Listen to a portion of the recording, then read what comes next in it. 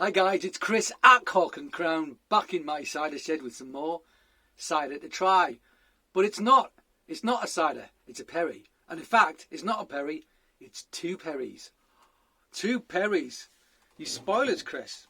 I do. I spoil you, it's true. I'm looking a bit hemmed in at the moment. I've got a lot of stuff piled up around me in the shed because I've got a load of that. When I was on my cheese trip, I got some Borough Hill down there, I've got Bridge Farm piled up over here. Got all sorts going on. What's that? Some more Somerset cider brand there. Oh, I've got these I've got to try at some point. It's quite interesting. Given it by Kevin at Mono Valley.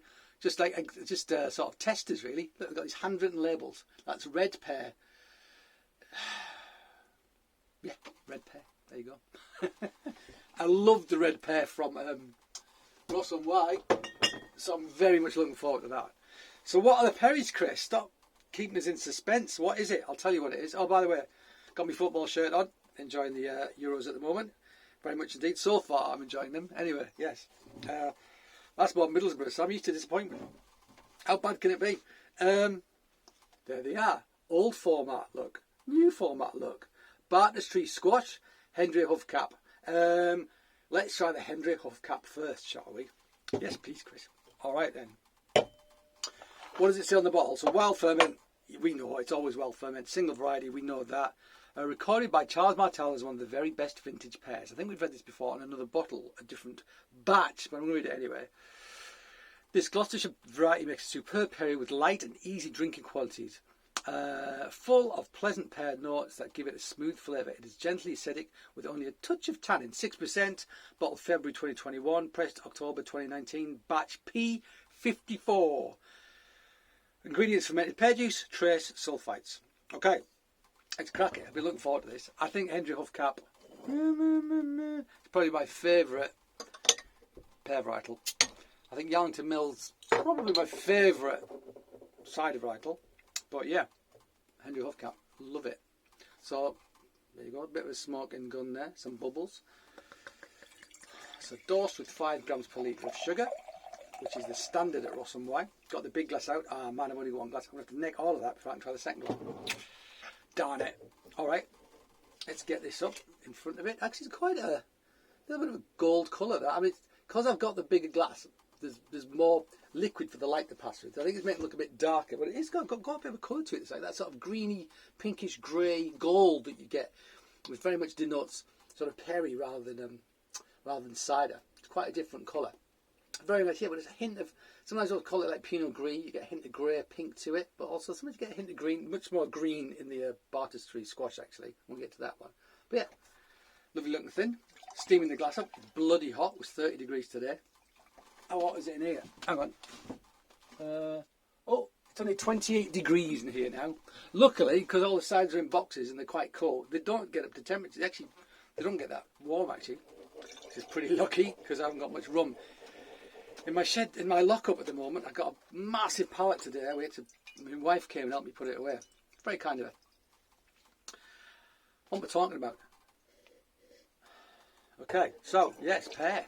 Yes, pear, definitely actually. Hints of funk, just a little bit, but then that lovely ripe pear character, very nice. Almost like poached pear character, I want to say. Quite delicate, but very, very pleasant nose. It smells like a perry, and it really does. It has good pear character, it really does. Very, very nice. I'm looking forward to this. It's boiling hot, cold perry. How bad can it be?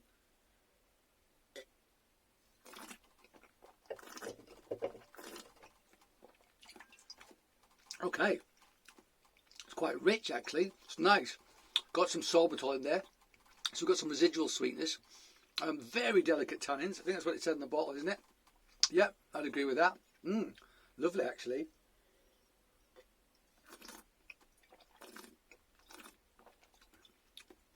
Yeah, rich. Little bit of acidity, hint of pear skin as well. I think Albert said to me, this is the first time I've tried this, but Albert said to me he thought it had a certain, it's like marmalade character, and I think he's right. I think it does, and I like that. This is a nice perry, not over the top, not in your face, but beautiful, really, really good. Hendre Huffcap, expressed really well.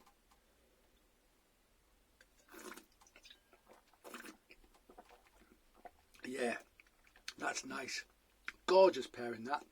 Lovely. There's almost a slight creaminess to it as well. Very, very delicate creaminess. Yeah, pastry kind of element as well to it. Just very delicately though, it's not over the top. It's just a hint. That is a nice, nice perry. Very drinkable. Brilliant for the time of year. Brilliant for the time of year. Absolutely gorgeous. Anybody who's not had perry, doesn't know if they like it or not, I'd give them a glass of this. Hint of sweetness, so it's brilliant, but it's not sweet, and it's a natural sweetness in the pear. So it's not cloying in any way, shape or form. Delicious. Delicious.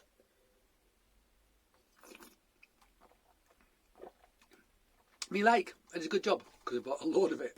Okay, now I'm going to have to neck this in order to try the next one.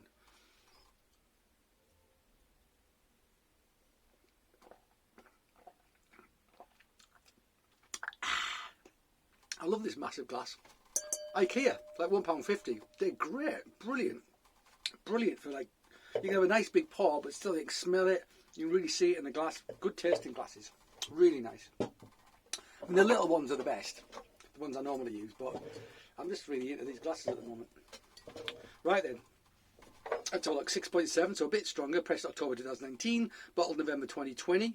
So this, so what did we say this one was? This was October 19, so both October 2019. This one was bottled last November, so in 2020, and this was bottled just February this year, so 4 months ago. Okay, cool. So this one's been in bottle a little longer. Identified by the legendary Herbert Durham, Herbert, the Herbster, Mr. Durham. During the 1920s, this pear has one main attribute: consistency. It is an excellent cropper of large-sized pears that produce a lightly acidic and gentle perry. Quaffable. Let's find out, shall we? Let's see how easily I can quaff it. There you go, a little bit of gas there, bit of the smoking gun. Get that out on the floor, a very sticky floor. It's steamed up a bit, the glass, unfortunately. You're not going to be able to see this quite as well, because it's so warm. It's steaming up. You can see it well enough. You can see it well enough. So there you go. That's much more consistent with a pear sort of perry colour, I would say. You know, it's like gold green, I want to say. Very light gold with a hint of green to it, I want to say. Hazy as well, unfiltered, as they both will be. Very light carbonation I felt with that. I felt very little hiss coming off that when I opened it. Let's smell it. And it's kind of greener on the nose, actually. It really is. I mean, the colour follows the aromatic. That sort of more golden rich colour had a more golden rich aromatic. This is greener and fresher, but still smells of pear.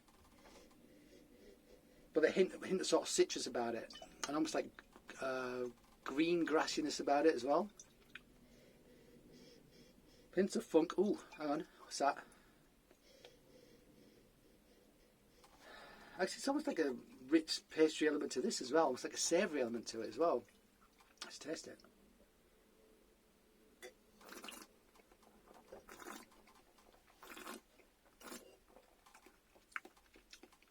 Okay. Less residual sugar, but lighter, fresher, or kind of airy.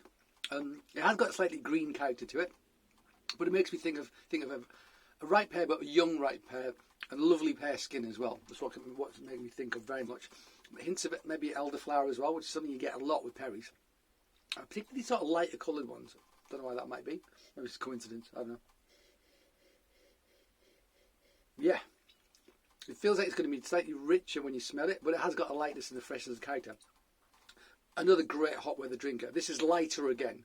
Much lighter, much fresher. Less of the sort of richness of this one. So on a really hot day, this would also be brilliant.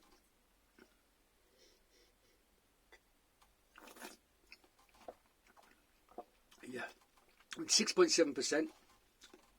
The other one was 6%, the Hendre Huffcap. This feels like it's lower in alcohol, because it's got a lightness of character to it. It really has. It almost feels like there's a hint of citrus, or I was going to say malic, but it's not malic. It feels like there's a hint of citrusy. There's a citrusy element to it. almost like a little bit of, I don't know what sort of citrus I want to say, because it's not quite lemon, it's not quite lime, it's not grapefruit, it's not orange, but it feels like there's a citrusy character to it, but very delicate in the background. Yeah, super quaffable, quite different to the Hendre Huffcap, which I'm glad about, because it's nice to have. I like to sell different products that are, you know, that are different, which are distinct, and these absolutely are. It's on the eye, on the nose, and on the palate, but both eminently drinkable and very, very pleasing. So there you go, guys. 2 perries, which I have just received and now currently stock. If I was going to pick one, I'd pick this one. But having said that, this is also delicious. I think on a really hot day, when something really light and refreshing, and you just want something to refresh you, this would be the way to go. If you want something a bit richer, a bit more character, something to, you know, stimulate your brain a bit more, I'd go with this one. But both very, very nice and great examples of single variety perry. All right, guys, thank you for joining me in my shed. I hope you join me again. But until then, cheers.